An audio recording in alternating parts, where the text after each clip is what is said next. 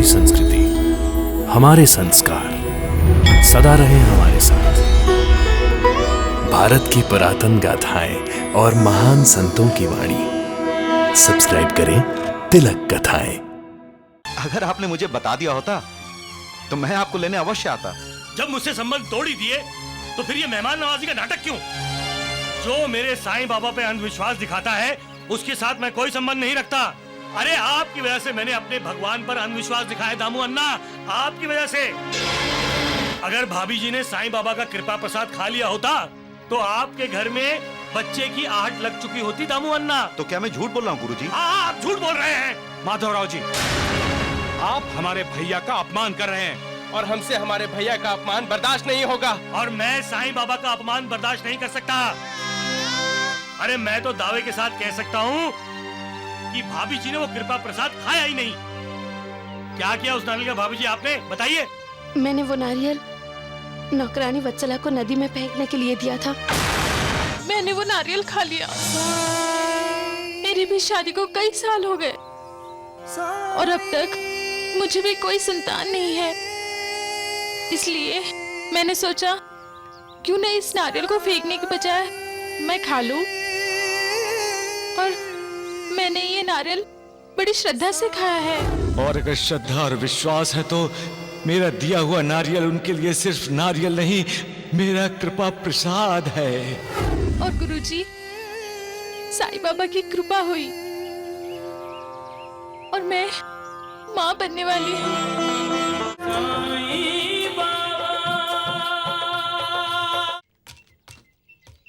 अरे राम राम राम। वेद जी वो देखिए, लगता है श्यामा गुरुजी शिरडी छोड़कर जा रहे हैं। अरे भगवान जल्दी ले आओ। राम राम राम राम राम राम। द्वारिकानाथ जी, ये क्या मैं देख रहा हूँ? धोंडू का अनुमान ठीक है वैद्य जी। हे भगवान, राम राम राम। बड़े दुख की बात है कि आप शिरडी छोड़कर जा रहे हैं। क्या कहा? मैंने कहा आप शिरडी छोड़कर जा रहे हैं ना? मैं शिरडी छोड़कर जा रहा हूँ। अरे वैद्य जी, श्यामा गुरुजी क्यों जाने लगे भला शिरडी छोड़कर? जाना है तो वो साईं बाबा जाएगा, क्योंकि जिसका ढोंग और पाखंड शिरडी वालों के सामने आ चुका है। साईं बाबा का नहीं, आपके ढोंग का पता सबको चल गया है। अरे दूसरों के बीमारी का इलाज करते हो, खुद अपनी बीमारी का इलाज करना आता नहीं। एक दिन ये बीमारी आपको निकल जाएगी वैद्य जी।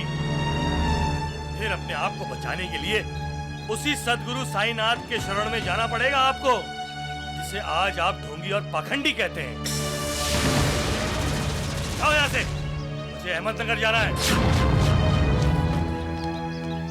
इसमें आपके रास्ते के लिए खाना रखा है। हाँ ठीक है।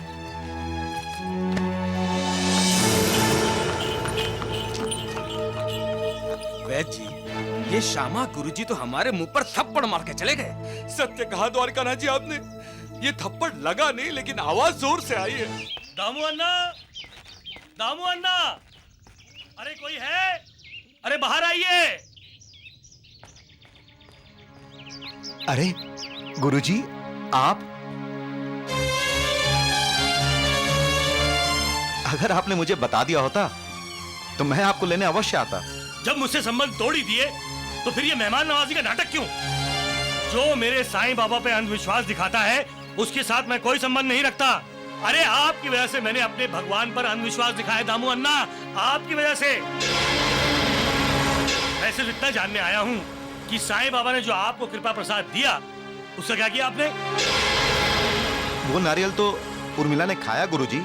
अगर भाभी जी ने साईं बाबा का कृपा प्रसाद खा लिया होता तो आपके घर में बच्चे की आहट लग चुकी होती दामू अन्ना। तो क्या मैं झूठ बोल रहा हूँ गुरुजी? आप झूठ बोल रहे हैं। माधवराव जी, आप हमारे भैया का अपमान कर रहे हैं और हमसे हमारे भैया का अपमान बर्दाश्त नहीं होगा। और मैं साईं बाबा का अपमान बर्दाश्त नहीं कर सकता। साईं बाबा कभी झूठ नहीं बोलते दामू अन्ना। द्वारिका माई में जो भी कदम रखता है उसका भला होना निश्चित है। फिर साईं बाबा का कृपा प्रसाद और आशीर्वाद मिलने के बाद भी आपका भला कैसे नहीं हुआ?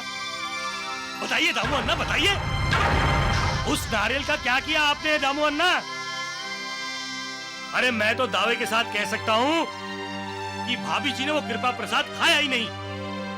क्या किया उस नारियल का भाभी जी आपने, बताइए। मैंने वो नारियल नौकरानी वत्सला को नदी में फेंकने के लिए दिया था।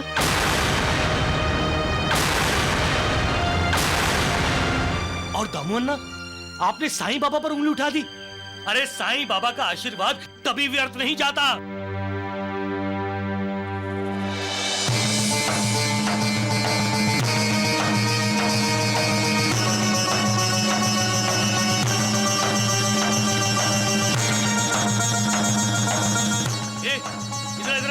इधर आ तू। उस नारियल का क्या किया तूने? सच बोलना। हाँ अब बोलो वत्सला, बोलो। हाँ बोलो। मैंने वो नारियल खा लिया।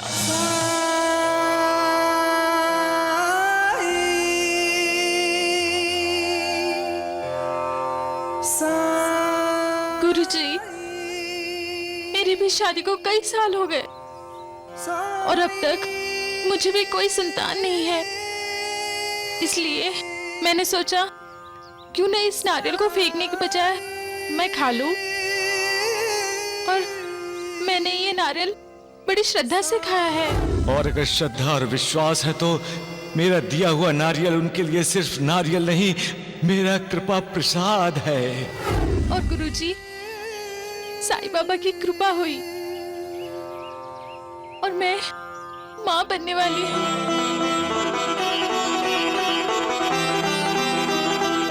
और मेरे घर में भी सभी बहुत खुश हैं क्योंकि मैं माँ बनने वाली हूँ।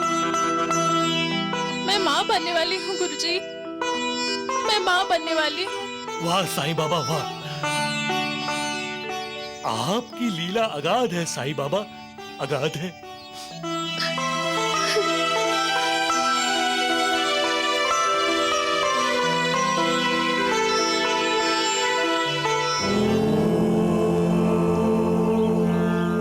मुझे क्षमा कर दीजिए साईं बाबा, क्षमा कर दीजिए। नानावली,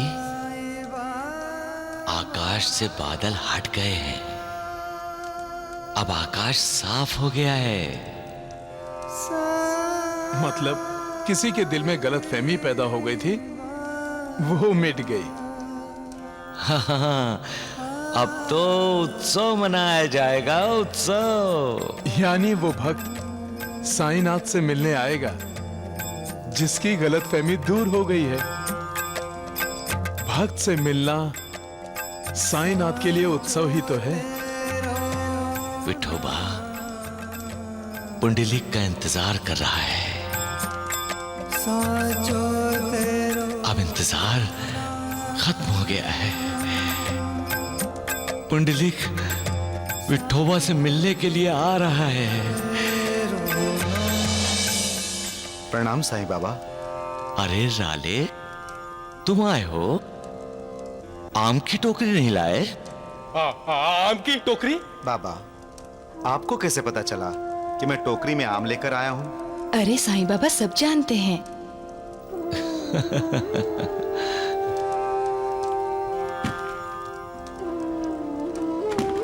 बाबा, आपके लिए।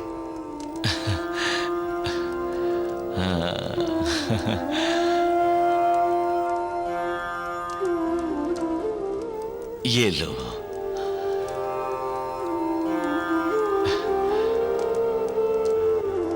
रमते राम आओ जी, आओ जी, आओ जी, उदिया की गुनिया लाओ जी, लाओ जी, लाओ जी। रमते राम आओ जी, आओ जी, उदिया की गुनिया लाओ जी। राले, तुम्हारा कल्याण हो। बाबा, वो आम दिखाइए ना। नहीं, ये आम किसी को नहीं दूंगा मैं। बाबा, आम का प्रसाद तो हमें मिलना चाहिए। नहीं, नहीं दूंगा मैं। आप अकेले आम खाएंगे? लक्ष्मी की माँ, ये आम किसी खास आदमी के लिए हैं, आम के लिए नहीं।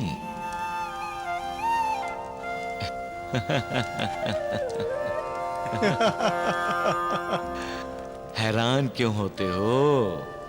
ये आम मेरे पुंडली के लिए हैं। वो आता ही होगा।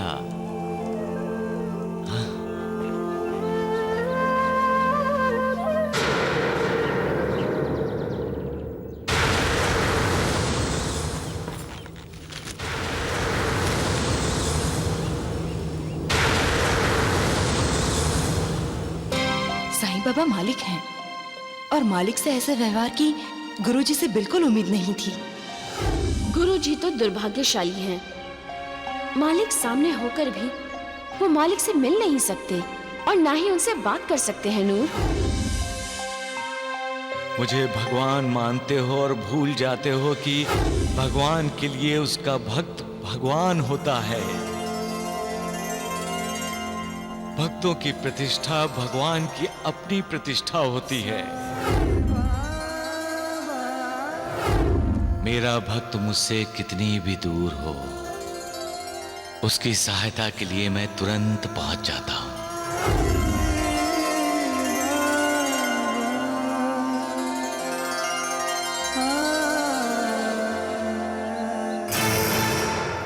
अरे राम राम राम, द्वारिकानाथ जी, ये श्यामा गुरुजी फिर वापस आ गया शिरडी में। हाँ। राम राम राम, द्वारिकानाथ जी, ये श्यामा गुरुजी आरती की थाली लेकर कहाँ जा रहे हैं? वैद्य जी, लगता है द्वारिका माई जा रहे हैं साईं बाबा की आरती उतारने। क्षमा कर दीजिए देवा, क्षमा कर दीजिए गुरुदेव।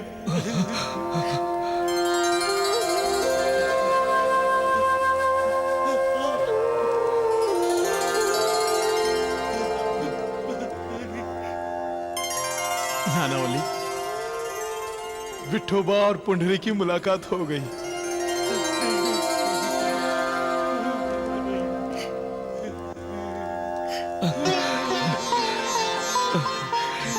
श्यामा,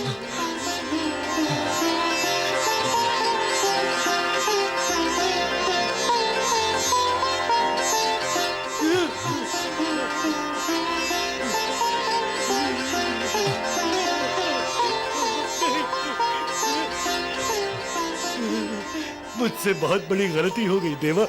गलती की है तो सुधारो उसे। लक्ष्मी की माँ, जी बाबा। चटनी और भाकर की रोटी लाओ। मेरे श्यामा ने कुछ दिनों से खाया तक नहीं है। आपने भी कहाँ खाना खाया है बाबा? आप खाना क्यों नहीं खा रहे थे?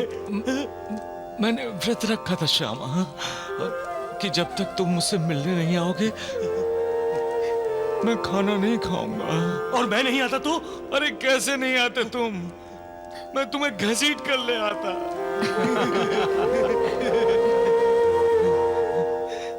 जैसे अभी खींच कर लाया है तुमको। हाँ, बड़ा आया 72 जन्मों के संबंध तोड़ने वाला। ये बड़े नाजुक रिश्ते होते हैं श्यामा, आत्मा की तरह। न शस्त्र से काट सकते हैं, न आग से जला सकता है, न पानी से बहा सकता है और न हवा से उड़ा ले जा सकता है। समझ गए? हाँ? लीजिए बाबा।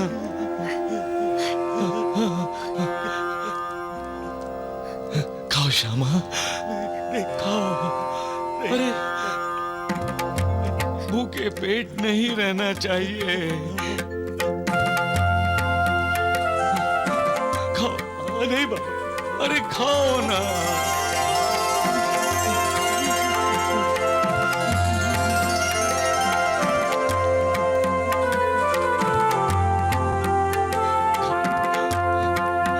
आप भी तो भूखे हैं, आप भी खाइए, लीजिए।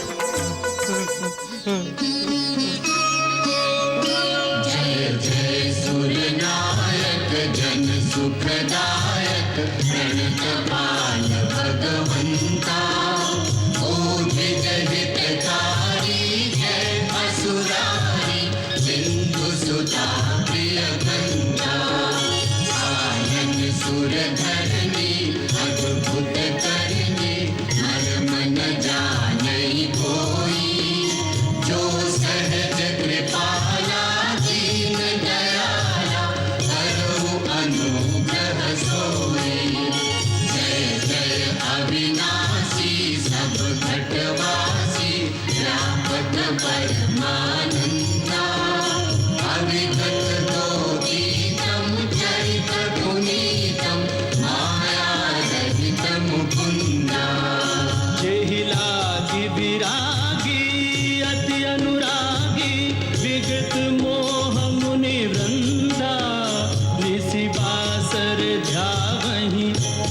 गण गावहि जयति सच्चिदानंदा जयति सच्चिदानंदा जयति सच्चिदानंदा जयति सच्चिदानंदा।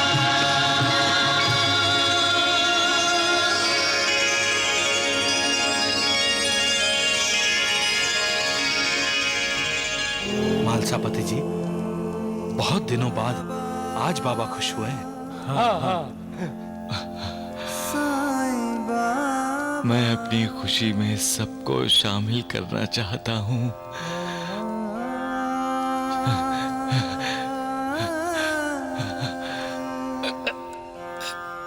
श्यामा, ये राले आम की टोकरी लाया है,